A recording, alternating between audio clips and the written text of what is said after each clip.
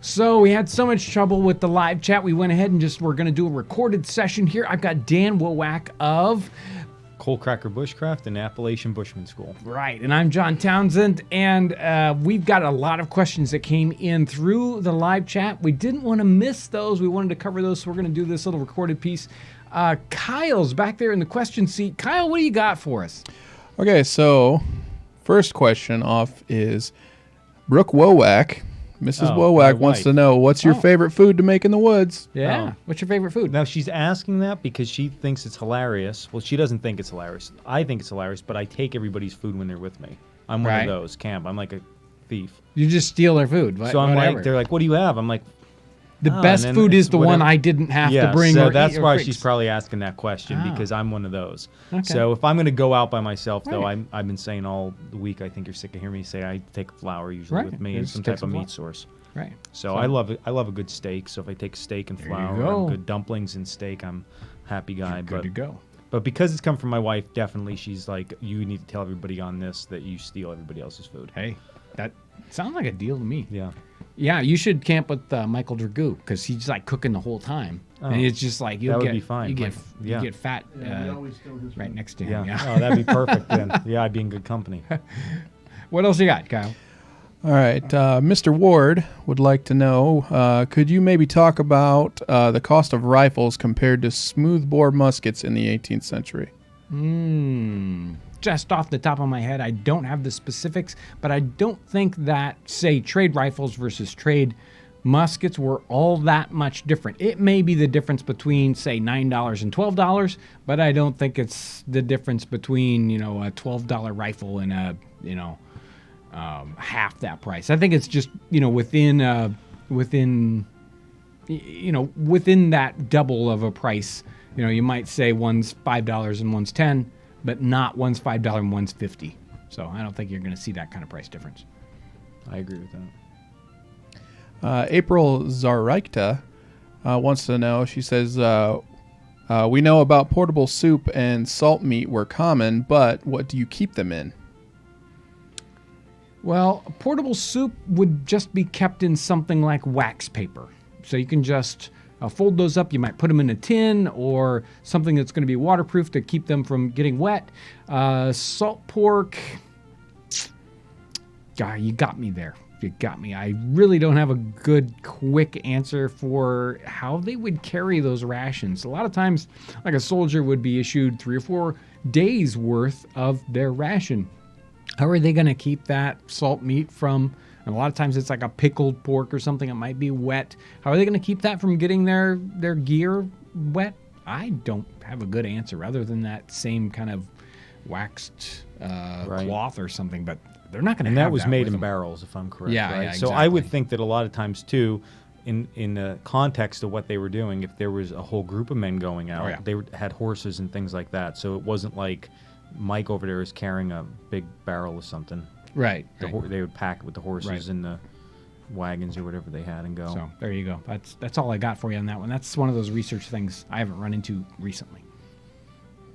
Deb Ketzelsen wants to know, where would be a good place to look for a felt hat like Dan is wearing in the still picture with John?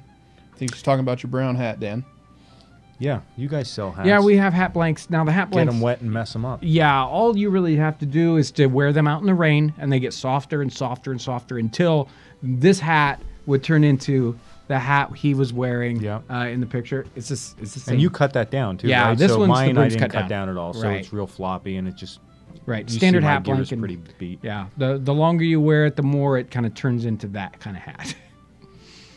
Ray Jenkinson wants to know, Dan, will you be at Fort Frederick next month? I'm hoping to be there. I'm not 100% sure on that yet, so I'm not 100% sure on it. I'm just double booked, so I'm going to try to be there. If nothing else, I should definitely be there Sunday.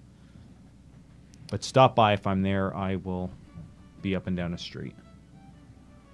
Gray Wolf wants to know, are there any input on dual-purpose items like blanket pins or that were also used as flint strikers, etc., etc.?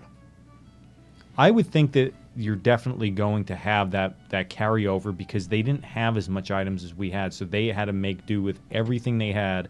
had to be used in a multi-purpose type fashion. And as a woodsman, even nowadays, we find ourselves with even the most modern gear using it for other things. So I think of myself, I have a blanket pin that I blacksmithed, and I use that for an awl and a punch many, many times. I also use it with my wool blankets to wear them as, of course, your outerwear. Sometimes I'll use it on my blanket roll so I can fold my blanket over like a sleeping bag. There's just a lot of uses. So I would definitely think that they went ahead and did all that stuff. As far as strikers, I don't know if there's any historical references, but it would make sense that if they know how a steel striker works and how to make one, why not just add the blanket pin element?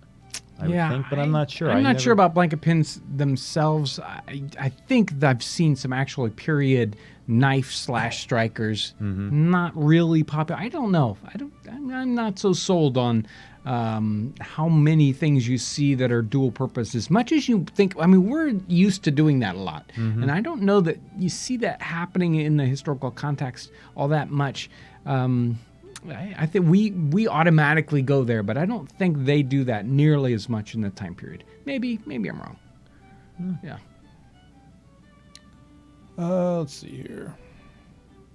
Any information on gunsmithing in the 18th century? They made a lot of guns, a lot of different people making guns, a lot of different levels of gun makers. So, crude weapons or really, really fine pieces that are just beautiful, gorgeous. They still replicate them today as basically works of art. So you're going to see all that level of gun making going on in the 18th century, and the different skills you needed to be able to make a weapon from, there's a pile of iron, there's some wood, go to it. That's a lot of skill. Let's see here. This question's for Dan. What did people use back then to protect their feet in the woods? I think it was, if anything, they had moccasins. There's a lot of men will talk about moccasins, and every night they had to fix their moccasins after they were done trekking. If they were fortunate to have any type of shoe, they would wear a shoe. And then I know that some historical reference that I've read, individuals, especially long hunters, would have to sleep with their feet towards the fire because their feet were just so beat up from the cold environment. So I just think they did their best to keep them warm.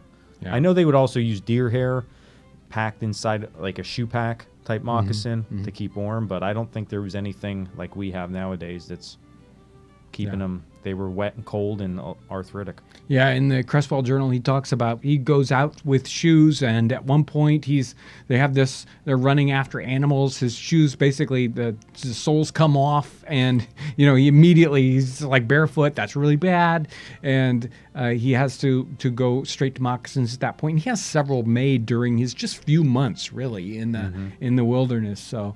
Yeah, moccasins, they don't last a long time when you really are wearing them lots and lots. Okay, so I really want to thank Dan for coming along and putting up with us this whole time period. We had a lot of fun. It was fun. I had fun. Maybe it was torture. I felt like I was at home. Everybody on me the whole time. No. It was good, though. It was good. They were great group of people to work with. Right. So we had like 2.5-3 days worth of work, and we got so much done. A lot of great footage. We had a lot of fun and learned a lot, all of us. So really want to thank Dan for coming along with that. And if you're interested, make sure to check out the description section. You'll have a link to his YouTube channel, his Instagram channel, and his regular website. So much great information there. And I want to thank everyone for all the great support we get here on the channel and putting up with that live stream. That was terrible. It's the hardest, most difficult live stream we've done so far because of the bad internet and all that good stuff. So thank you guys for putting up with that. And I want to thank you for all your great support, your comments, your all the encouragement we get. It's just amazing. Thank you so much today. Thanks for watching.